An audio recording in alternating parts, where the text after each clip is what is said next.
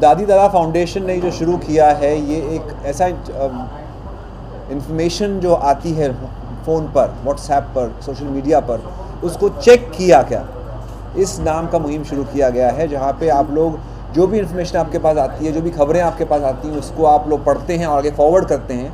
उसको फॉरवर्ड करने से पहले आप लोग अपने आप से 5 सवाल पूछिए। अगर आप वो 5 सवाल पूछेंगे तो शायद आप वो इन्फॉर्मेशन आगे फॉरवर्ड ना करें। वो 5 सवाल में से पहला सवाल है, किसने बनाया ये वीडियो या किसने बनाई ये मैसेज जो भी आपके पास आया है, ये एक बार अपने आप से पूछिए पहले।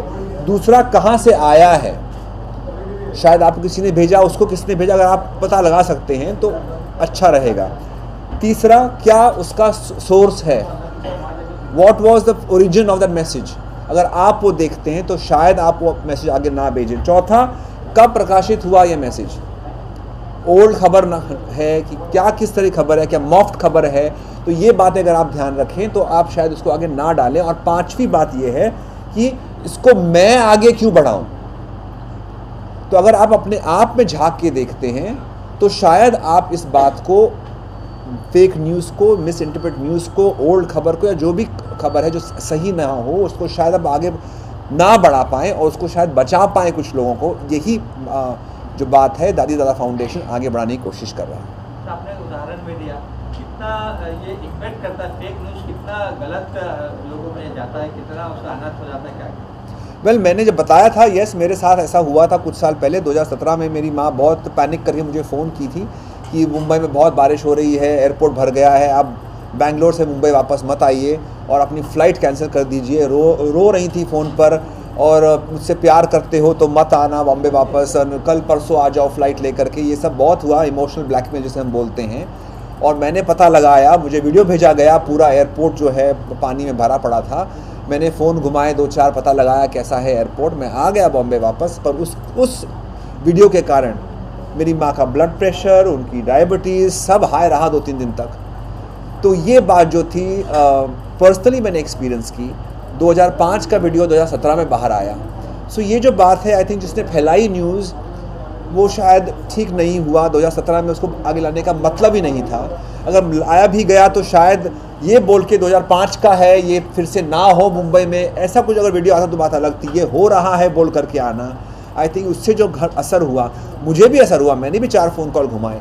तो आई थिंक ये बातें जो हैं ये अच्छी नहीं है। पर्सनली मैंने एक्सपीरियंस किया है, इसलिए मैं बोल रहा हूँ 5 सवाल पूछिए और फॉरवर्ड मत करिए। एंड अगर आप फॉरवर्ड करते भी हैं तो सोचिए समझिए फिर फॉरवर्ड करिए। अब शिव जी की एक तीसरी आँख थी, 2 देखने के लिए और एक अंदर देखने के लिए। तो ये अंदर देखने की आँख जो है, ये 5 सवाल जो हैं चेक किया क्या, तीसरी आँख से पूछिए। I think you will never forward it. Sir, मेरा सवाल आपसे है, आपने कहा कि आपके पास सोशल मीडिया की ज़्यादा जानकारी है। अगर मेरे पास कोई मैसेज आता है और मुझे मालूम है फेक है, लेकिन मेरे आने तक बहुत जगह फैल चुकी है, अगर मैं दादा दादी को बताऊं, कांटेक्ट करूं, ये न्यूज़ फेक है, तो दादा दादी फाउंडेशन से स्टॉप करेगी क्या? तरह का ऐसा कुछ है?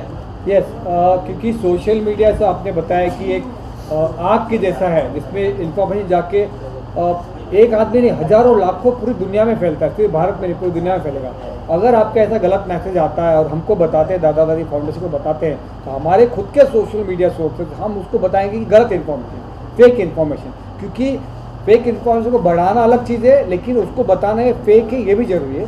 तो एक जिम्मेदार नागरिक और जिम्मेदार संस्था के नाते हम उस दादा दादी फाउंडेशन की तरफ से, हमारे ऑर्गेनाइजेशन की तरफ से, इंडिविजुअल की तरफ से हम उसको बताएंगे फेक न्यूज़। हम पहले चेक करेंगे, ऐसा भी नहीं कि आया तो हम उसको पहले हम वेरीफाई चेक किया क्या, हम चेक करेंगे, फिर बाद में बताएंगे गलत है और उसको स्प्रेड करेंगे आग के जैसा कि ये गलत न्यूज़ है, इसको आगे ना फैलाएं। दादी दादा फाउंडेशन जो कैंपेनिंग जो चला रही है फेक न्यूज़ के खिलाफ, तो इसकी रोकथाम कैसे की जाएगी, बताइए। किस चीज़ की? ये फेक न्यूज़ की। फेक, मैडम ये दादी दादा फाउंडेशन और बाकी काफ़ी सारी संस्थाएं हैं जो चेक किया कैंपेन के साथ जुड़ी हुई हैं, और जो एम है वो यही है कि इस तरीके की संस्थाएं जो कि समुदाय में काम कर रही हैं, उन तक जितना ज़्यादा इस चीज़ के बारे में आगे जा कर के इंफॉर्मेशन बता सके। पहली चीज़, सिर्फ़ और सिर्फ सही जानकारी आगे पहुँचाएँ।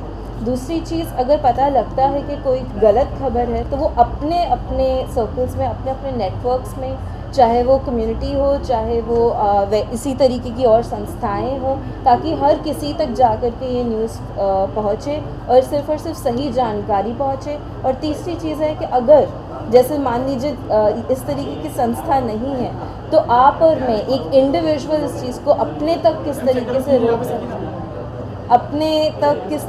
रोक सकता है, इस चीज़ को हम ज़्यादा से ज़्यादा पहुंचाना चाहते हैं, क्योंकि एक लिमिट तक ही आप इस चीज़ को फैक्ट चेक कर सकते हैं या बाकी लोग इन्वॉल्व होकर के आपकी हेल्प कर सकते हैं, पर आप और मैं हम लोग किस तरीके से अपने तक इस चीज़ को सीमित रख सकें।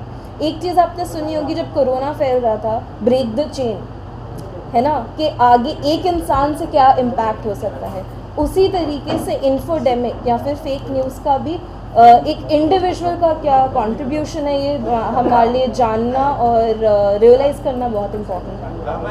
सरकार में क्या भूमिका लगती है? जैसे कानून तो है इस पर, लेकिन और सख्त होने चाहिए या सरकार की तरफ से पहल और की जानी चाहिए ऐसे रोकने के लिए, क्या लगता है आपको? देखिए, जितना साइंटिफिक इंफॉर्मेशन है ये इतना रैपिडली इवॉल्व हो रहा है, कॉन्स्टेंटली साइंटिस्ट भी इस चीज़ को समझ रहे हैं, रोज़ कुछ हमें नई जानकारी मिल रही है, तो इसमें आप देखेंगे कि हर चीज़ इवॉल्व हो रही है, गाइडलाइंस भी इवॉल्व हो रही है, तो सरकार भी जैसे जैसे हम तक इंफॉर्मेशन आती है उसके अकॉर्डिंग ही गाइडलाइंस बन सकती हैं। तो ये हाथ में हाथ रख कर के काम करना बहुत इम्पॉर्टेंट है।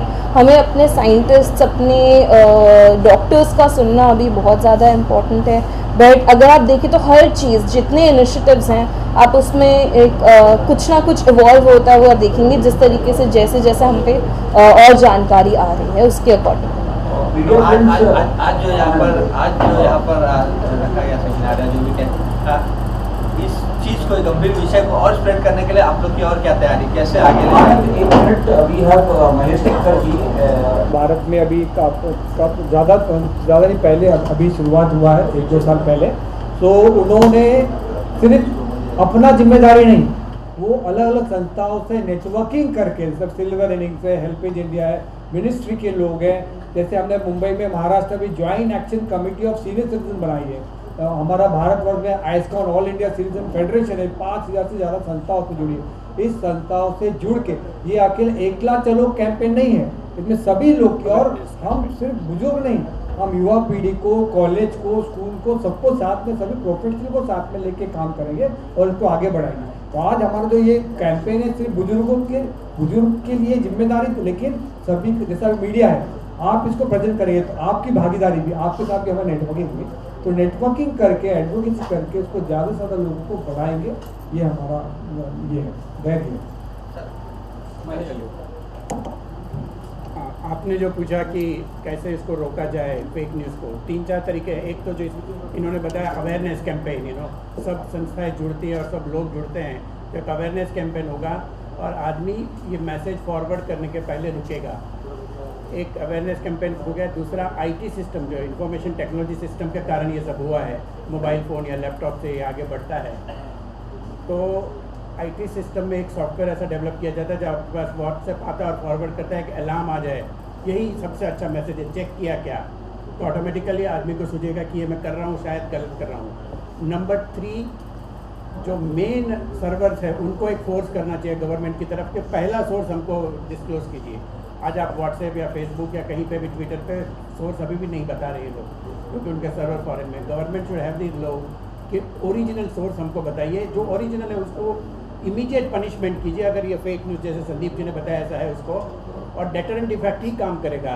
अगर 4 आदमी को सज़ा होती है तो दूसरे 400 आदमी रुक जाएंगे तो बात को आगे बढ़ाने के लिए। आदमी ये क्यों करता है? एक फ्रस्ट्रेशन होता है, एक शो ऑफ सुप्रीमेसी रहता है, बाकी इसका मतलब क्या है ना। उसको फाइनेंशियल फ्रॉड की मैं बात नहीं कर रहा हूँ, फेक न्यूज़ की बात कर रहा हूँ। मैं खुद फाइनेंस इंडस्ट्री से हूँ, तो मैं जानता हूँ फाइनेंशियल फ्रॉड से, पर उसके लिए एक अलग सतर्कता चाहिए और लोगों को उस पर विश्वास नहीं करना चाहिए। पर ये 3-4 चीज़ लाते, जैसे डेटरेंट इफेक्ट, सज़ा ताबड़तोड़ हो जाए। अभी जैसे विराट कोहली के बारे में आया था, उसको कर्नाटका से पकड़ के इमीडिएटली जेल में डाल दिया था, ऐसा होना ही चाहिए।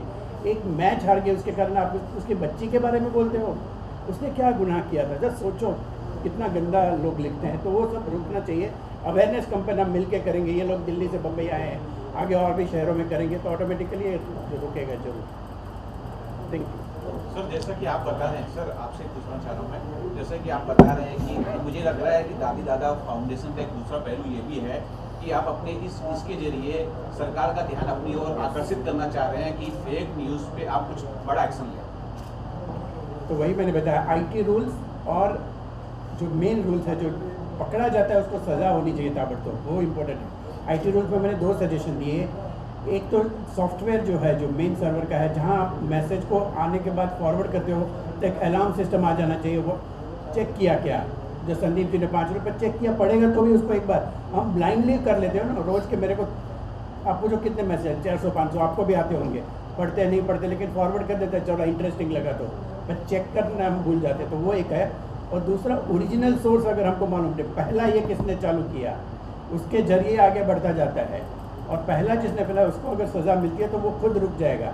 और थोड़ी सज़ा मिलने के बाद डेटरेंट इफेक्ट जो हमारा जूरिस्प्रूडेंस में सबसे इम्पोर्टेंट है, वो अगर रूल होता है तो अपने आप ही लोग रुकेंगे कि हम क्यों फैला रहे हैं। क्योंकि अगर ये फाइनेंशियल फ्रॉड नहीं है तो फेक न्यूज़ मिला के आपको कुछ अंदर से कुछ आनंद होता है और कुछ नहीं होता है। जब इनको परेशानी हुई एयरपोर्ट पर नहीं आनी हुई, जिसने वो मैसेज भेजा उसको कुछ फ़ायदा नहीं हुआ है, एक खाली बस एक आदमी को परेशान मैंने किया। It's just stupid frustration. Thank you sir. Thank you.